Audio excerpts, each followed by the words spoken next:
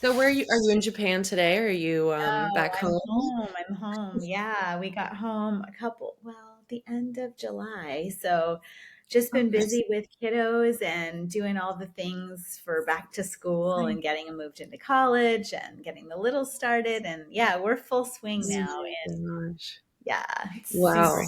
crazy.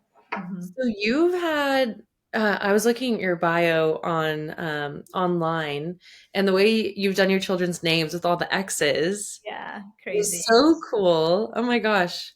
So you've got four Yep. total? Four. Xavier, Xander, Zane, and Zoe. That is so cool. The Zoe one really stuck out to me. I've never seen a spelling like that before. Zoe. Yeah, and we have two Yeah. dots on the E, so we really destroyed her for her name. Yeah, for sure. Oh my gosh. And which one is the one that's in college now? So both the two oldest are both in college now. So Okay. Xavier is in second year college, and Xander is starting. He just started a month ago. So yeah, Nice. so 2 out of 4 have moved Oh on, which is gosh. Oh cool. my goodness. Is that exciting? Or are you kind of like, no, come back?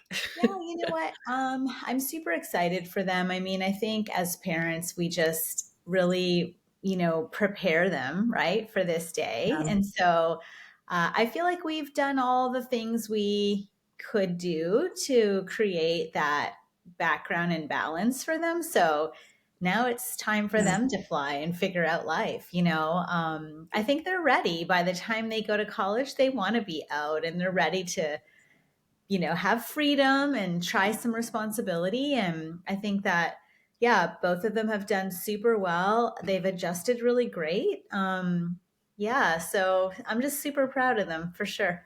Yeah. That's awesome. Well, I always like to start off the podcast with a question, but given you have four children to pull an answer from as well, so I'll change the question a little bit. Sure. Um, are there any educators, either from your childhood or your children's, that you remember or really stuck out to you for some reason? Yeah, a few of them actually. One for me particularly, but for my kiddos, I would say my son's fifth grade teacher really stood out. My daughter's third grade teacher. There was just some really great educators we've been, super lucky with. We had incredible preschool teachers, obviously, in the Montessori schools we owned. All of those teachers were amazing. They had our kiddos from 6 weeks. Actually, probably a little earlier. I think I snuck them in a little, a little earlier with me, but just the dedication and just all the things that they were able to give them early on.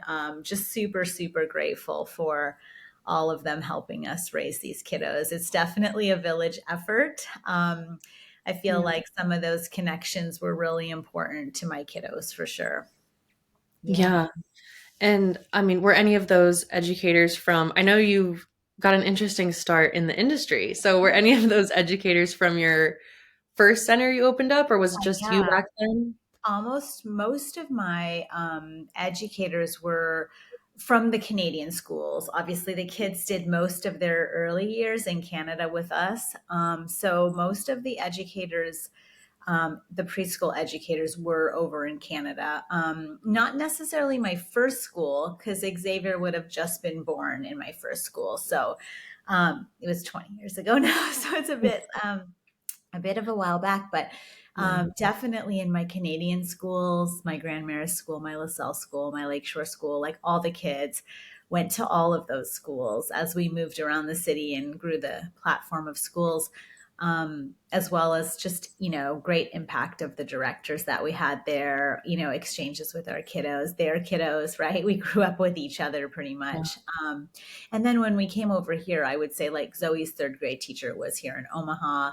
Xander's fifth grade teacher was in Canada, but yeah, I mean, just kind of everywhere. So yeah, as our journey progressed, we just had some really, really amazing folks, alongside us. So that was, yeah, just super grateful for all of them in their own way. Yeah. I love that.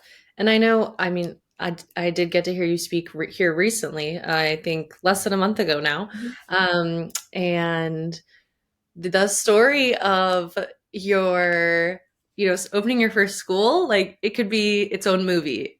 Yeah, I, so it's pretty crazy. I'm writing a book right now. I was just editing the final version this morning, and then it goes to oh like my gosh. professional editing and, copyright and all that stuff. Mhm. So, but yeah, I mean, that story is really, impactful about like in terms of who we are.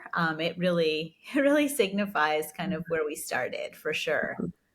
Yeah. Yeah, it had the intrigue, it had a little bit of a fear factor, Yeah. the in the back alley Uh-huh. deal. Yeah, But yeah, yeah, yeah, that's quite the story. Can you share a little bit of, what was like going through your head, opening your first school, the yeah, barriers you had to go through?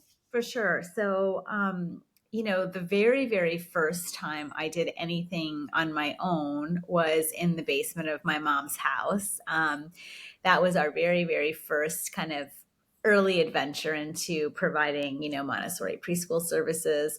So it was just a summer camp. I did it in the basement of my mom's home. And, she was like, hey, like, you're not going to do this in here forever, right? So I quickly kind of thought, hey, if I want to do this, I have to find a location that we'll be able to do this in, and it needs to be decently priced because I don't have a pro forma, I don't have enrolled students for the year yet, all the things that you need when you're starting out. I had no money. That was a Yeah. huge part of it. So we had to look for a location. I had to secure some kind of funds in order for us to be able to start, to buy materials, right? All the things. Mhm. I actually started looking around town to see like what the availability would be for a spot. And we did find a church actually that let us come in and rent their space. But before that, we had to go through zoning and approvals for the state and the city to allow us, to be in the church and provide childcare services. And we had to get licensing approvals and all the things. But in the Mhm. meantime, or kind of beforehand, I was like, well, I need to secure money first because I can't sign a lease if I don't have cash. And so didn't want to ask our family. I was always like, I can just do this on my own. Let me figure this out. I was a bit of a black sheep in terms of, what the regular sort of W-2 lifestyle would normally be for someone. And I was like, I just want to work for myself. So, anyways, I found this ad in the paper and it said, if you need money for your business or credit or something like that, call Malcolm or come see Malcolm at this address. And I was like, oh, perfect. Exactly what I'm going to do. Like this was a newspaper ad. So you know how old I am, when you used to look for like money from the newspaper. And I took my husband, well, now it's my boyfriend, but my husband now, Bo. I was like, you have to come with me. Like, I don't know, it's downtown, it's in this back alley. Like, I only have an address. I don't want to go there by myself. Yeah. So he came and I figured like I'm going to need someone to sign and I didn't have a job. Mhm. Right. So I'm like, okay, Bo, what do you think? And he's like, well, let's go see what it's about. So we went in this little like burgundy door in a back alley behind McDonald's, and this guy was sitting at it was just like a table and chairs in there. And it was like really weird and dark. And he's like, so what do you need the money for? What are you going to do? Blah, blah, blah. And he just said to Bo, like, hey, yeah, we'll try this 25 grand, it's going to be 19%. And if you don't pay it back, like you're not going to live through this kind of thing. And so he said, I hope you love this girl. And then I was like, oh my God, what are we doing? So we signed the paperwork and we left. And I, in my mind was like, there is no option for failure here. Like, we need to Yeah. make this work. However, this is going to work. It's going to work. And I'm just going to figure it out. And so then I started quickly creating enrollment forms, doing all the pre-work, knocking on people's doors in LaSalle and being like, hey, are you looking for childcare? Putting flyers and everything, putting advertisements on poles, like offering childcare services starting September in the basement of St. Paul's Church, call Julie if you think you want a space.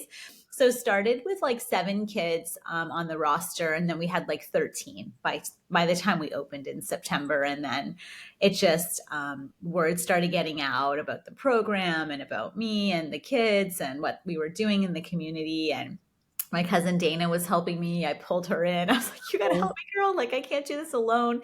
Because I was like cooking and doing tours and Uh, teaching. And, so, and she worked with me in a Montessori preschool.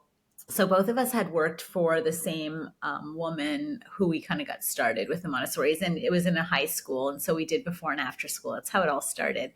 And mm, then, so I was like, you got to help me. Like, I now I'm getting toddlers and I need help. And so we ended up the first year expanding the one classroom because we just had too many kids. And then we added another classroom, and then we tried to get another classroom from the church. And then, brownies and karate would come in. So we'd have to quickly put all this stuff in a closet and then reopen it every morning. So Bo would come after work and mop the floor because we had to make sure it was clean, oh, for the next people. So it was a lot of work. But those years really created who I was as a business owner. mhm. It taught us a lot.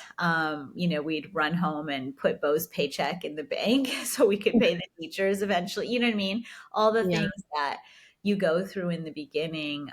We were not, self-made. We didn't have funding from parents or friends or family, so we just, yeah, it was sort of a situation when where we were like, we have this money owed and we need to pay it. So however this is, however we can do this, we've got to get it done. And so we did. We paid off Malcolm the first year. We had about 75 kids enrolled by the end of the year, and we were literally busting out of the church basement. So, in the second year of business, I had to find another location, and so that was also, another journey. And so, Yeah.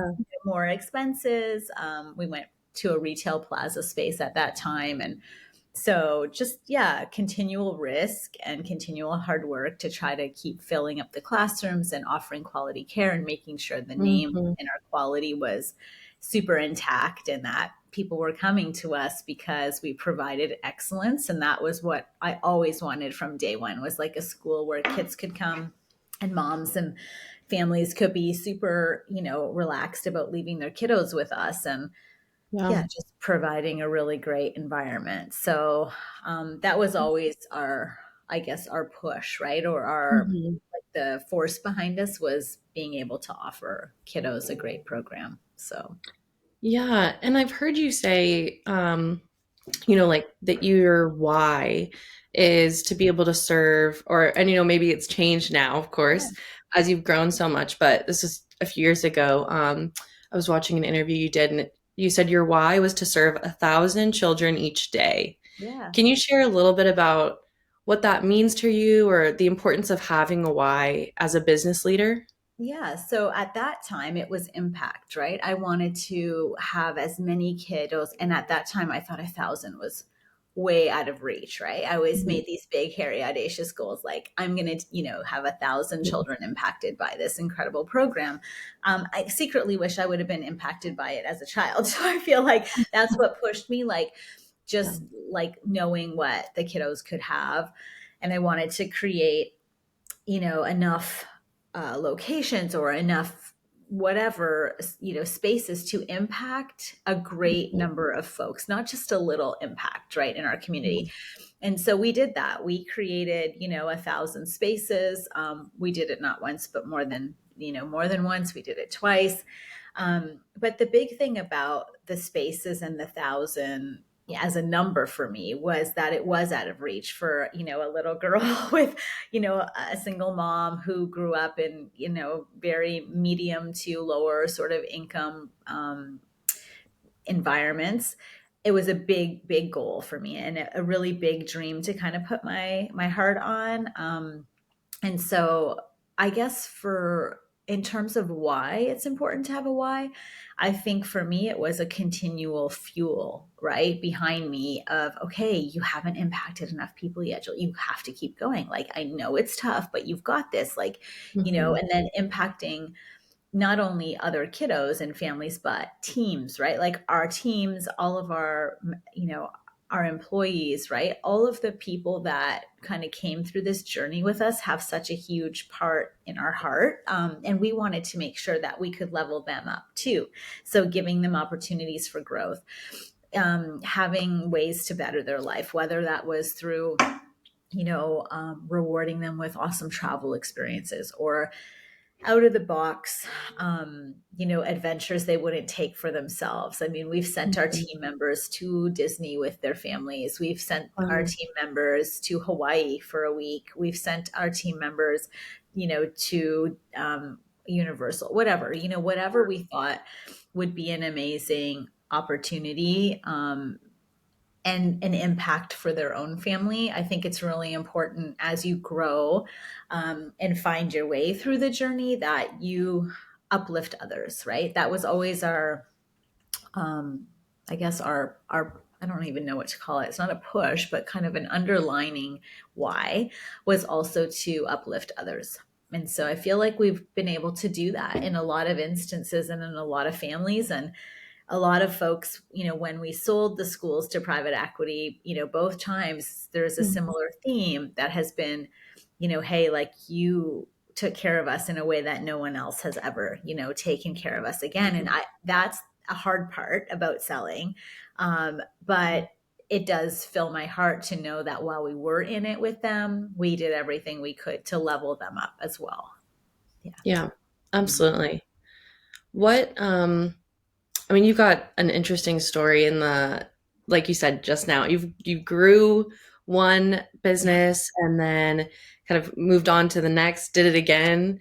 So, what were some of the biggest challenges you faced when you would acquire a new location or acquire a new group of locations? Yeah, so I think the challenges were different based on whether we organically grew or we Mhm. acquired schools. So I think there's like two tracks of challenges.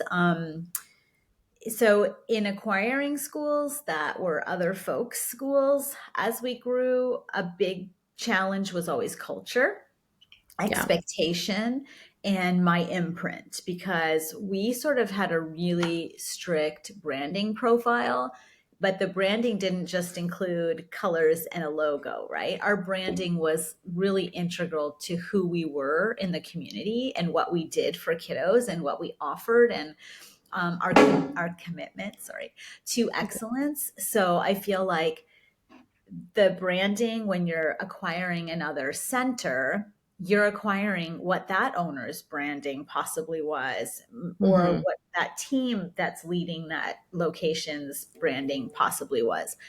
And we had such a level of excellence that we expected in our branding, in our results, for our Yeah. children in the schools, for our families, that always created a challenge for us coming in with new schools. Like one school I remember buying, and it was in Omaha, but it was a disaster.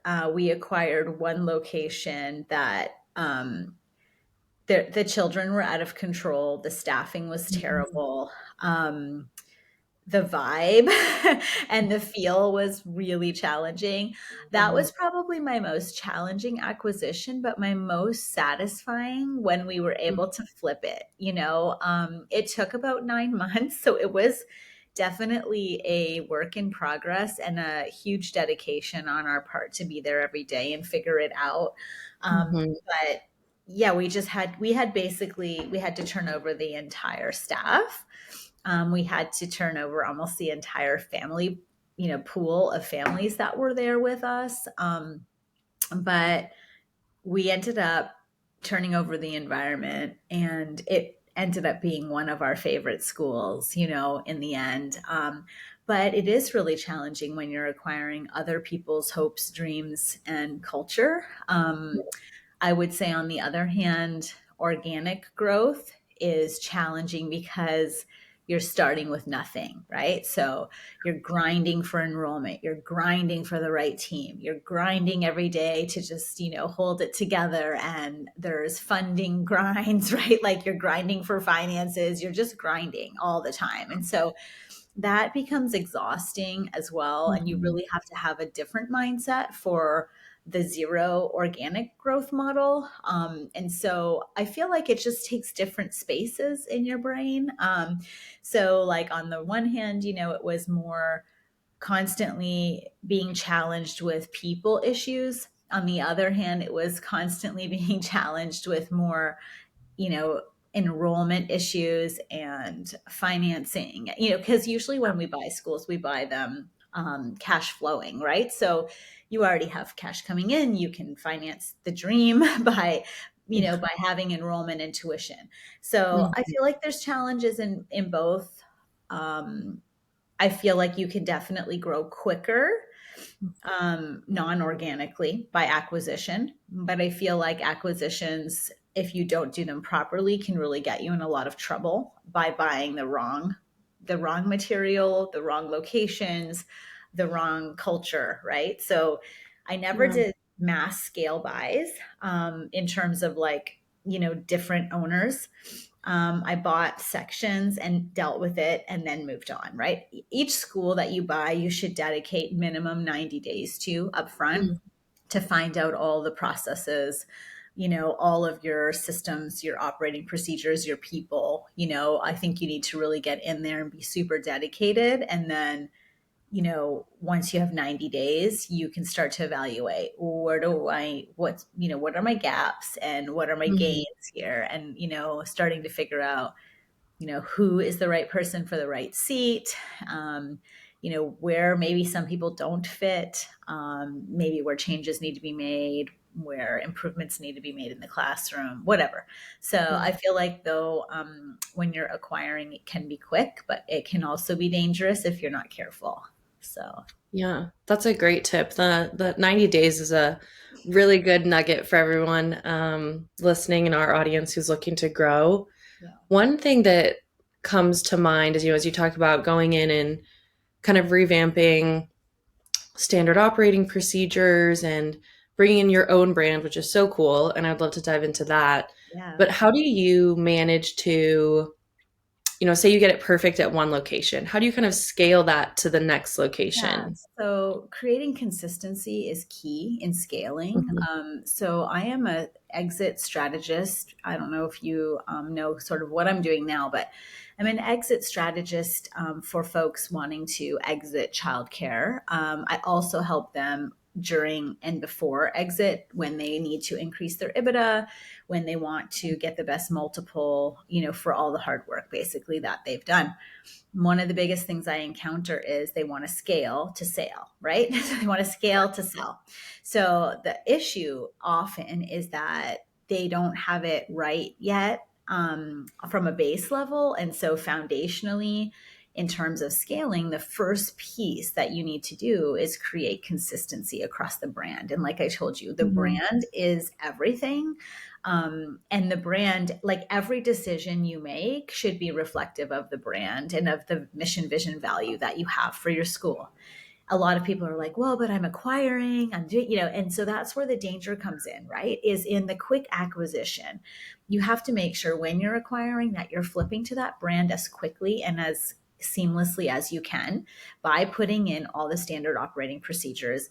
Lynn Wenger from One Place, I think you guys work with her Mhm. as well, Yeah. was a huge and instrumental part in a lot of those schools that I've been working with, a lot of clients that work with me, getting things like on paper, because at the end of the day, when you want to sell, right, or when you want to scale, you are taken out of the equation in terms of the operational piece. So if you are in the equation, your schools are really not worth anything, number one. And two, you cannot be managing and overseeing all the pieces and parts when you are the pieces and parts, right? So Yeah. really important to create consistency. A huge part of our scaling was the CRM that we used, which Mhm. is you guys. It was Childcare CRM, but same, it's the Yeah. same company now. But we went, from 300 kids in Omaha to over 1,000, and a huge part of that. And this is not a plug for you; it's 110% truth. I'm just very honest. I'll tell you the systems we use to scale a CRM. We thought we knew everything. We were like, we don't need a CRM. We're so good at calling back people.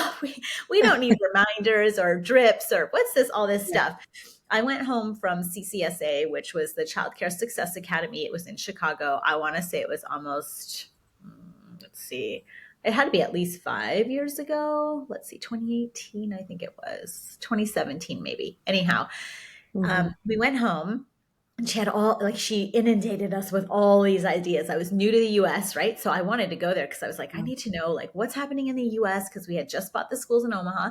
And I Mhm. came home. Actually, before I came home, I signed up for Empire level, which was like the highest level. I didn't even like, stop, look, press go, nothing. I was like, I'm signing up, I'm all in, I'm going to level up this business. And my idea was to scale, to sell Mhm. eventually in 10 years. So I had a 10-year goal, which was, I thought, very like reasonable. I moved my family here, right? I was like, we can do Yeah. this. It's 10 years. We'll do slow and grow. It'll be great. And then I started using CRM. And at the time, we had an enrollment specialist. We were the first schools to have an enrollment specialist. And so I said to my enrollment specialist at the time, I'm like, listen, Amy, like, we need the CRM. I think it's great. In the first month, we realized like we were not tracking anything. We weren't tracking KPIs for enrollment. We weren't tracking how many people were coming in. Papers were getting lost. We had all these directors taking calls. There was no consistency, no phone script, which Chris gave us, a lot of things that we did not put in place. I think that the two most integral things for us to scale and grow in the velocity that we did the second time, which was the time in Omaha. The first time we made a lot of mistakes. It took me 10 years, right? So we compressed time hugely, and we increased enrollment and our revenue through using this. I think those two pieces were integral. So joining CCSA, getting all the tools, starting with an enrollment script, creating all the systems and processes through using like, Lynn's stuff, your stuff, and Chris's stuff.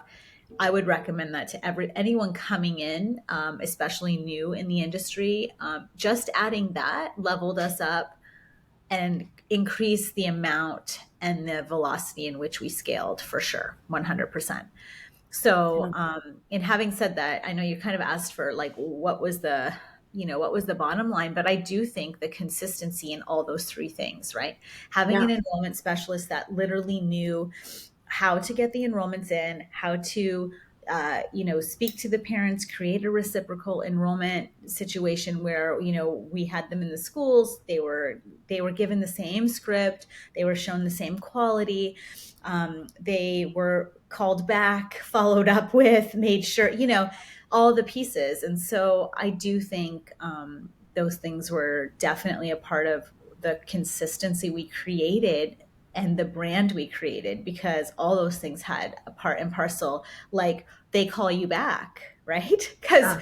now it was on our KPI, like we didn't want any reds, so we had to call everyone back on our list, because it used to drive us, we're OCD, so it used to drive us Yeah. crazy to have people that were, not responded to or not called back. So that also, I think, created some sense of urgency on our end to contact people back within, say, 24 hours. Then we started making it, okay, here's a rule.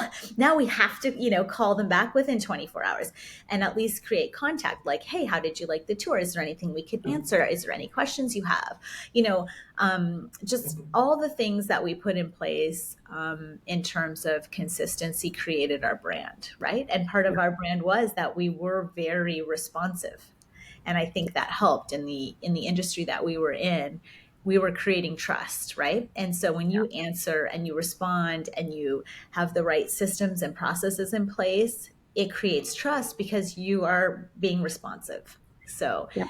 long answer to a short question, but I feel like all those pieces really had a lot to do with, compressing the timeline the second time, because Mhm. the second time we sold in 3 years.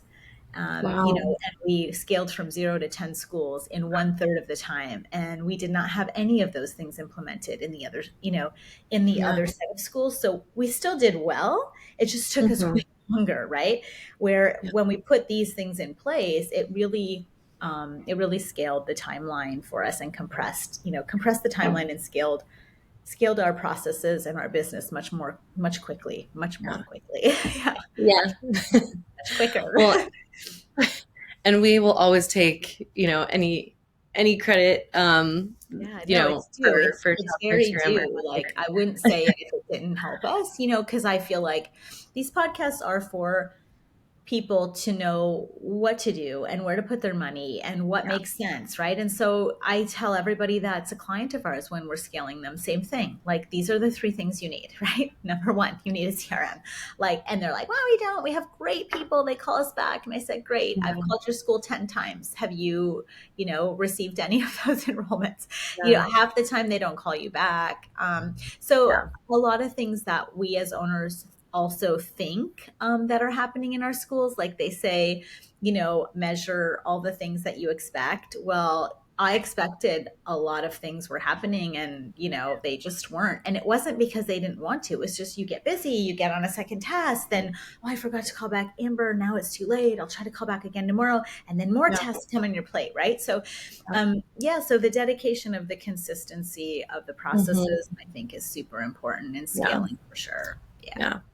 And you mentioned having an enrollment specialist. Was that someone who was kind of like a centralized enrollment for all locations? Yeah, so she did all of the locations in Omaha, all 10 actually, and she was phenomenal. She is phenomenal. She's Yeah. still doing it now. Um, Lots of folks, after we implemented this enrollment specialist role, Mhm. started adopting the enrollment specialist. And I think now numerous people, well, for sure, that we know in the groups that we've been in, and almost all of anyone that I've coached at that platinum or like higher level coaching. When I'm talking about coaching too, I'm more consulting, folks Mhm. in that Right. 1 million plus revenue space, Right. folks that are scaling for sale. So they want to Yeah. scale a certain number of schools, create a decent EBITDA for that multiple for legacy wealth. And so that's sort of what I do, help them with exit strategy, get them to that place. And then after sale, tell them, like, help them with, okay, let's create income now that you don't have income from the schools, and Yeah.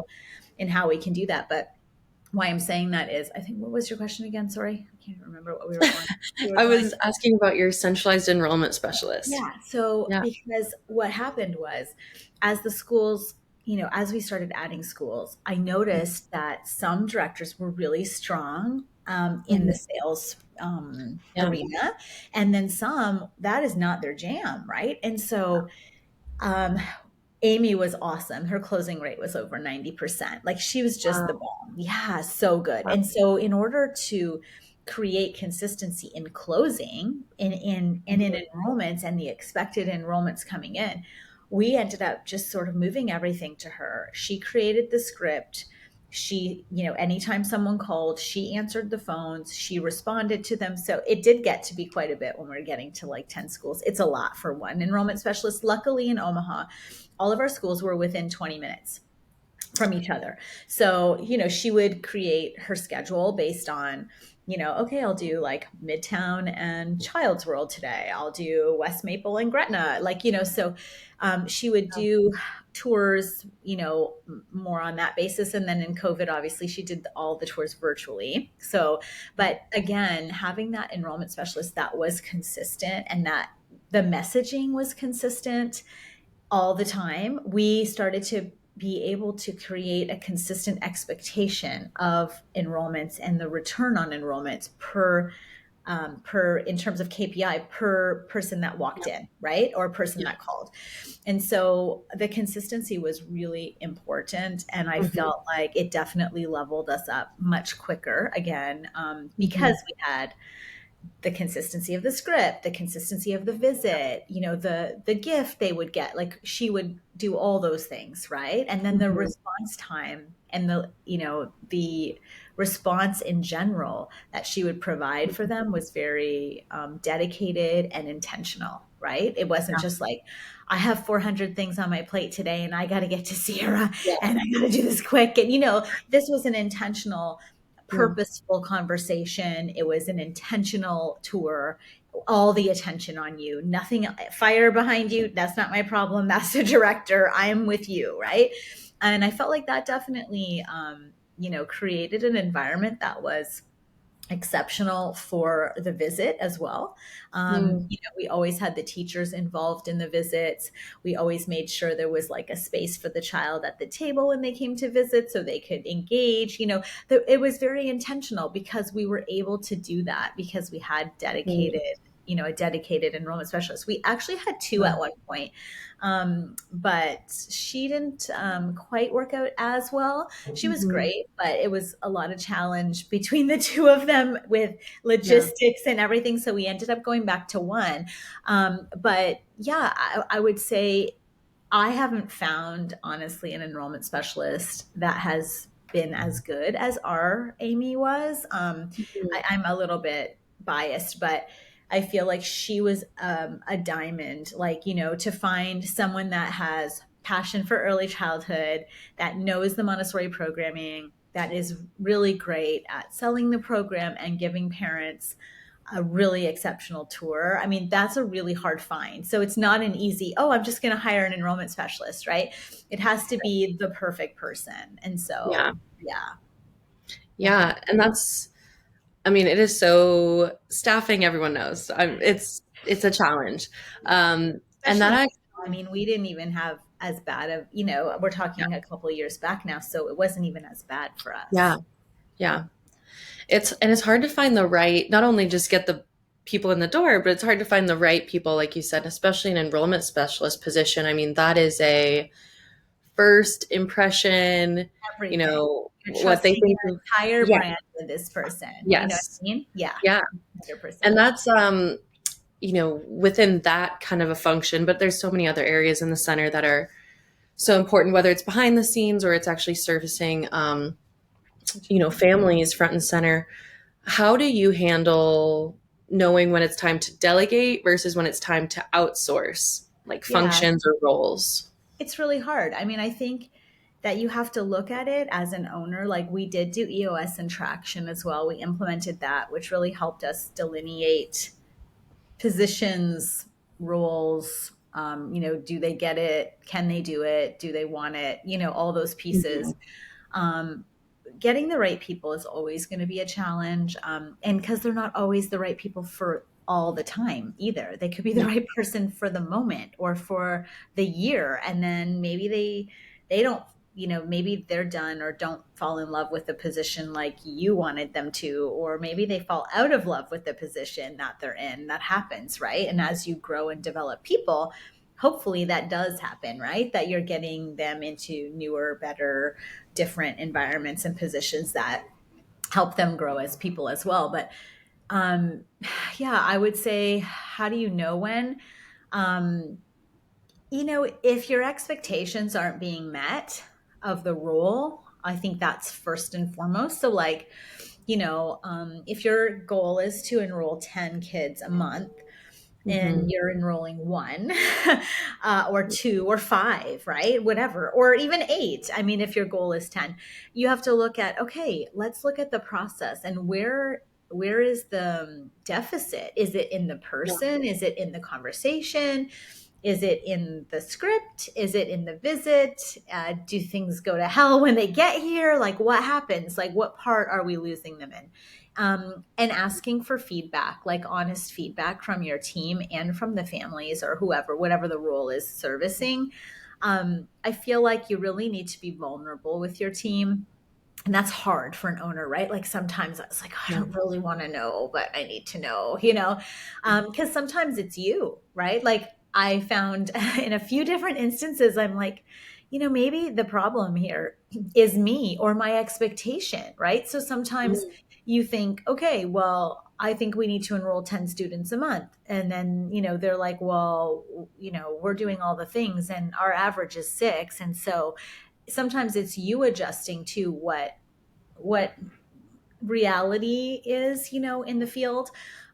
Or, Yeah. if you're expecting, I don't know, whatever in the classroom to happen, right? And then you're continually disappointed because it's not reaching the KPI, then you have to look, okay, is the KPI reasonable? Like have a sit down with your team and be like, so here's my issue. I want A to happen and we're getting C. There's a Yeah. gap here. So help me understand, help me clarify, help me to, understand where we are missing here, like, or what we're missing. Where's the gap? So Yeah. transparency, communication, so total key, right, to all things. The other thing is it's really hard as an owner. So trusting other folks with your business is Yeah. really challenging. And I'm super anal and OCD and I'm controlling. And so I'm the first person to say that. And my brand, I have like no wavering on what my brand needs to be. And so it's challenging, and was always challenging, still is challenging for me in any role I play with any, even with my coaching, like, or my clients, or, anything, even just going through this real estate journey I'm in. I want Mm-hmm. things done like to the max, excellent degree. And if it's not that way, I get frustrated with people. So that is an entrepreneurial, it's a gift, but it can also be a detriment, And so being open to other folks' ideas and asking for feedback and being vulnerable is the biggest lesson I think I've learned through my entrepreneurial journey. That if you just really sit and listen to what's happening, sometimes, your input, your idea, your strength is sometimes what's creating the issues. And so it's just really important, I think, to have clear and transparent communication, feedback sessions, ask what's working, what's not working, and then really take an analytical approach to all situations, which you have to grow as a business owner to get there. Like, I definitely was not doing that the first, 5, 10 years. I still like slip into boss mode instead of leader mode, right? So it is important to check yourself, get professional development for yourself too, to be a better leader and a better human. And yeah, it's a constant learning process. I don't think we ever get to where things are 100% or easy, and we're human too, right? So we're dealing with home emotions, kids, family, life, right? All the invisible load as moms, especially as a businesswoman owner. My book talks a lot about that, but the invisible load that we carry. And Yeah. like, I'm a perfectionist in all things, which means my house, my kids, my all things. So that puts a lot of pressure on us, right? And so sometimes your judgment is clouded by all the things going on in your life on a daily. So Yeah. important to check yourself, I guess, and and try to trust other people with things. Yes, I've been burned by trusting other people. Everyone says, well, Julia, how do you trust people? Like, this person did this to me, this person left me, why am I putting all this in? I always say, you can't worry about what will or could happen. You just need to worry about the moment you're in, because I think we get caught up as business owners, like, people leave you and then you're like, but I did all this for her, Yeah. I did all this stuff, and no appreciation, no loyalty, right? And I did get caught up in that, I'm sure, more than once. But what I've just told myself in the last few years is, look, like, you're here to also help people grow. So grow people, Yeah. pour into your people, do what you can, to create the best environment for when they are with you. And, if they ever do leave you, it may be for growth, it might be for opportunity. It doesn't have to be because they didn't have loyalty to you, or, whatever it is. So I think we also have to recreate our mindset of what that looks like, and that, pouring into people is pouring into people. It's not about what you get out of it, right? And so just reframing and recreating your purpose in that time. So my purpose in that time might have been to grow this person to achieve their next level, right? Like, sometimes you're just a conduit, you're not somewhere where they're going to stay, and that's okay. And I think we just have to look at staffing, especially in these times, and building teams like that now, Yeah. yeah. Yeah. Well, that's it brings up an interesting kind of topic that we've been talking about here at Line Leader a little bit with our customers, which is getting staff buy-in. So, I mean, obviously, lots of new procedures going into place, and whether you end up having to turn over staff or and hire new staff, or keep the existing staff and kind of get them bought in on what your new procedures are.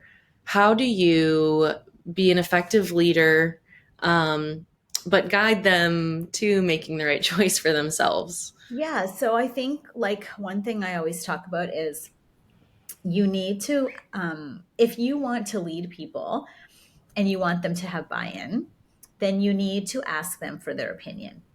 And you Mm, cannot force your own opinions on them. So getting feedback. There was something, I was on a podcast this week and I was talking about leadership and buy-in. And it said something like, I can't remember the exact words. I think I have them somewhere, but it was something about you creating like opportunities for people and kind of saying this is what they need to do instead of like thinking about asking what they'd like to do or what they think of mm, things to get their buy-in. So I think a lot of times as leaders, as owners, we're like, oh, we just got this new awesome playground equipment. You guys are going to love it. And then they're like, there's all these spaces we can't see the kids. Like, I don't like this setup at all. It doesn't work for our age group, or we don't like the material, it's scratching the kid, like whatever it is, right? So instead of like going out and buying a $50,000 bear equipment or whatever, playground, which I'm not saying that's bad, I'm just using a name, yeah. putting it out there, and then them saying, hey, like this is not, we can't even supervise this right properly, Mhm. or we need more people out here if this is the type of playground. So Yeah. oftentimes I think we assume a lot about what our ideals are, but we're not necessarily frontline. So, for example, putting a policy in about, um, I don't know, kids have to have all the kids have to go to the bathroom at once and wash their hands and be back at the table by 12 noon, and then we create this schedule around that, right? Well, as you know, that's not going to happen all the time, right? Yeah. And so asking the teacher, like, hey, maybe like, what do how do you think this would work best? Or should we change your lunchtime? Like, what would be best for your class? How would nap time rituals, be best? If we're implementing this SOP, you know, Mhm. I want advice on like, how does it work for you in the classroom? Like, I don't want to create something that's frustrating, but we do that all the time. We create standard operating procedures without talking to the people that it affects. So Yeah. like, line leader, if you guys are making changes and you're like, oh, we're making all these changes, this is what's going to work, blah blah blah, but the Mhm. people that are selling the product or the people that are managing the product online or the KPIs, they're like, this doesn't even translate, like it doesn't work behind the scenes. Mhm. So I feel like, again, just having input from them. If people have an ability to make decisions, they will stay with you. If Yeah. you're constantly putting your mission, vision, values, and ideas down their throat, I don't know that that's going to be the best way. I think that, yes, you need to have a mission, vision, value, and a brand, but the Mhm. way that you get to the brand can be malleable, right? You can ask for input, you can ask for maybe some procedural changes that make more sense to the person providing the service, right? I think we forget the end user, so like if the child is the end user, or what, who's getting it at the end of the line, Yeah. this procedure, we forget about, well, it doesn't just go from me to the child, like it has to go from me to Miss Amy, to Miss Amy, to Miss Sierra, from Miss Sierra to the assistant sometimes. Like, so the people involved have to be like, hey, Yeah. I think we can do that. And I think that'll work. Or, hey, how about we try this? This seems like it would be Mhm. a better fit for my classroom or our school. And so, yeah, just being malleable about honest feedback, again, transparent communication. Yeah. I think there's a real like thread that is behind everything, right? Respect too. I mean, I feel like it's respectful to ask people for their opinion. I'm a really bad employee because I don't like people telling me what to do, right? Mhm. So you have to think about your employees or your team members. Like, will they want to stay with you if they never have any input or any decision making in Mm. anything they do? Right. So I think it's Yeah. important for leaders to understand that the decisions affect mostly everyone but you as a leader. Yeah. Yeah. I love that the approach of kind of looking at each individual employee and deciding what's going to work for this person probably won't work for the next. Yeah. And I mean, actually, at Line Leader, I don't know who to give credit to on our team who implemented this, but someone, maybe our CEO or our head of people, they implemented this personality test. So every new hire Right. gets the insights test, and Yeah. it tells you your color and how you like to receive feedback and Mhm. give feedback and all that good stuff. And as managers, then we can go and actually look at that and see, like, okay, I have to give a bad performance review. What's the best way for me to deliver this information? Or, oh, this person did a great job. How did they like to receive praise? So I think that's a great call out you made, and Yeah, and one so that I is a love the yeah, I love the personality tests. We did those as well. I think at the time we used DISC, but we've used a few different Myers-Briggs, all kinds of different yeah, ones. But I think that yes, you need a baseline and you need a standard, right? And so I don't think you give up your standard, but I think there's ways to get to the standard. So not everybody is going to be, okay with rah rah rah, right? Maybe they're okay with like background quiet conversation about what's happening.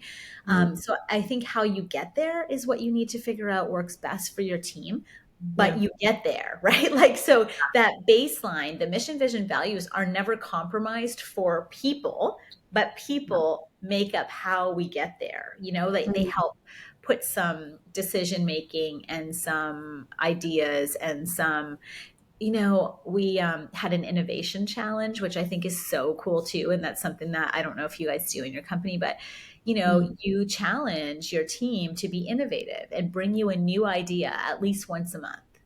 And then you evaluate the idea. And so, like, we would get ideas and be like, whoa, why didn't we? What are we doing? We should have did this 10 years ago. Wow. But because when you're in it, you're just on autopilot, right? Yeah. Not knowing that there's a better way or not trying to find a better way because you're like just trying to get done, right?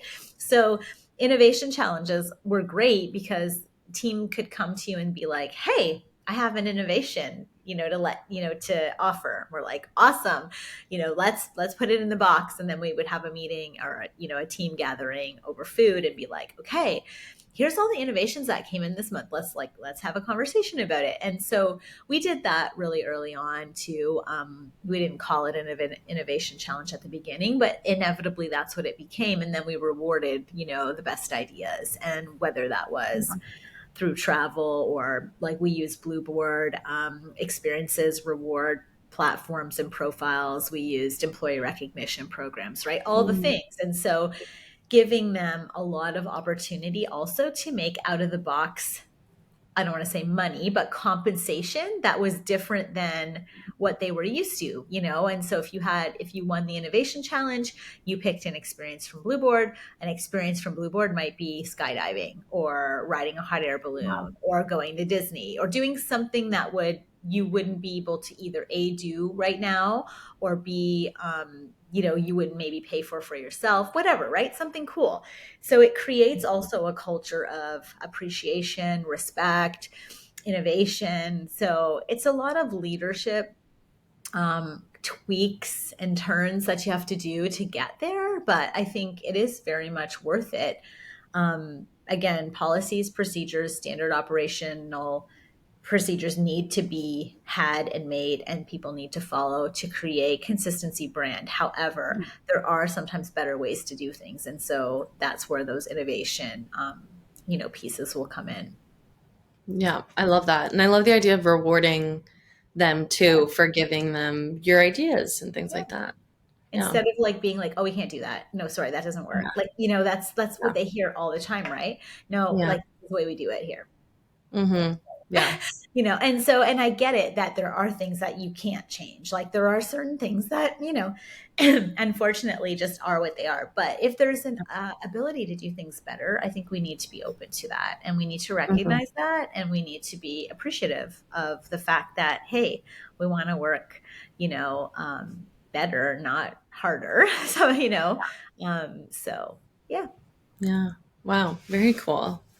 Well, I mean, we touched a little bit on what you're doing now, as far as, exit strategy consulting.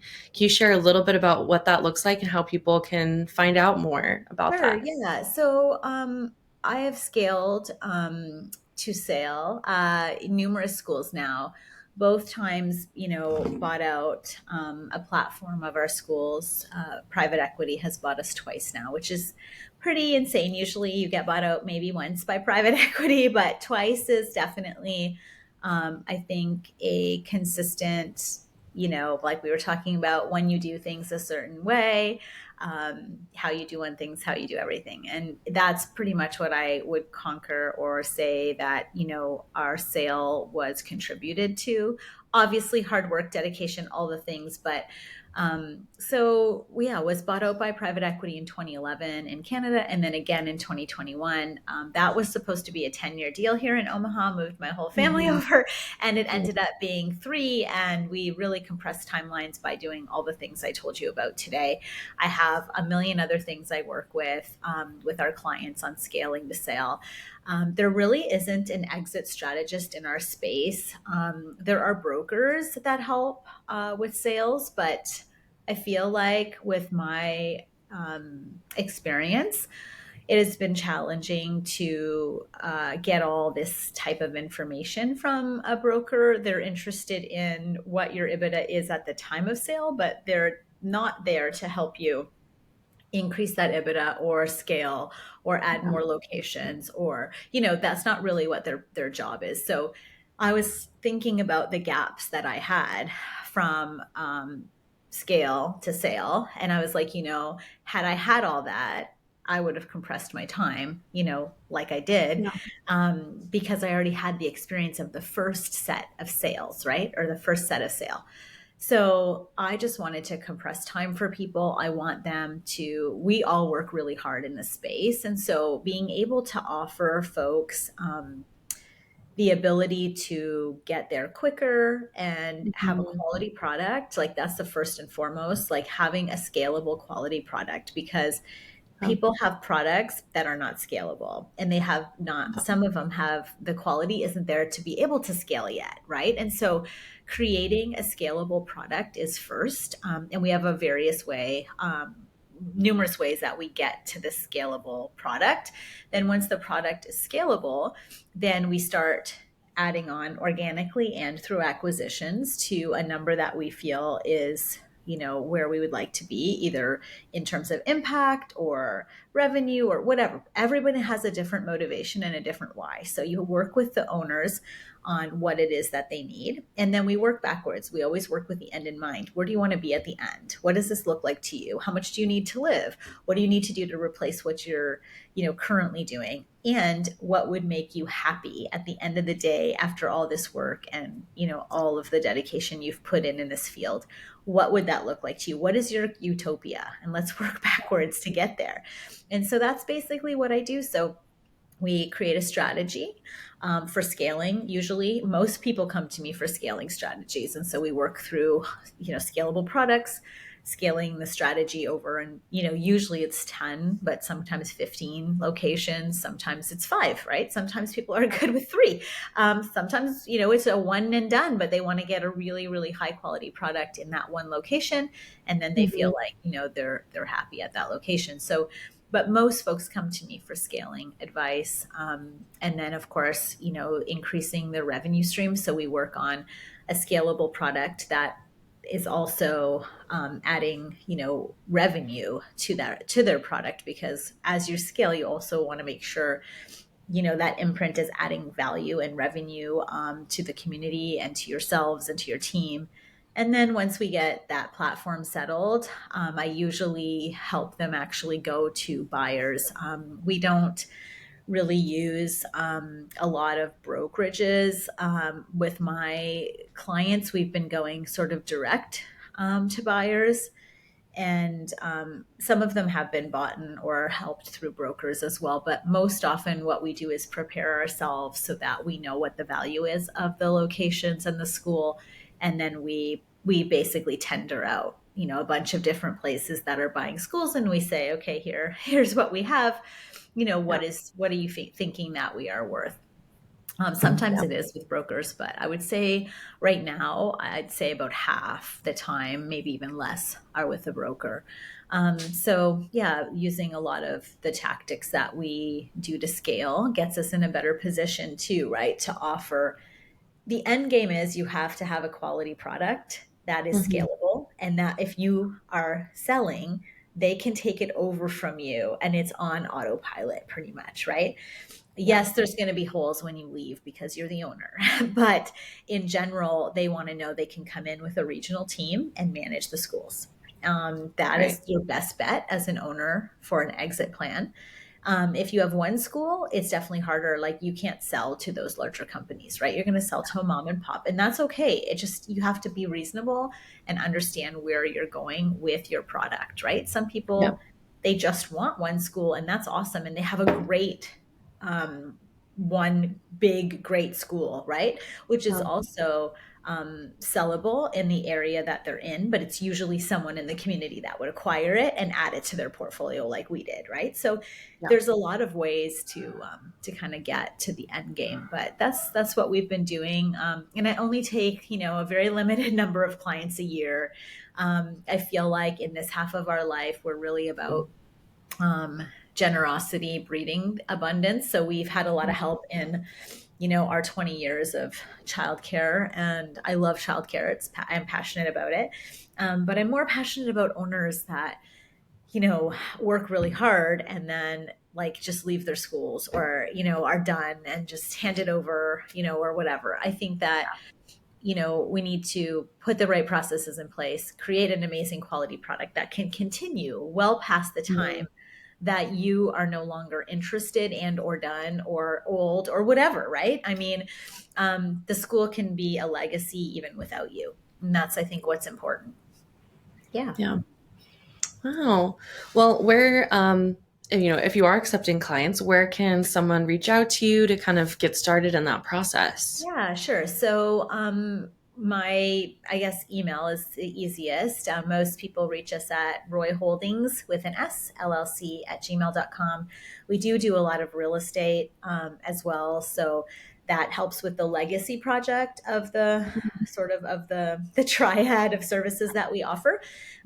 But there's some really interesting and exciting stuff coming up soon in the next, 3 to 6 months that we're going to be offering. So if folks are interested in working with us, we do have a sort of a pre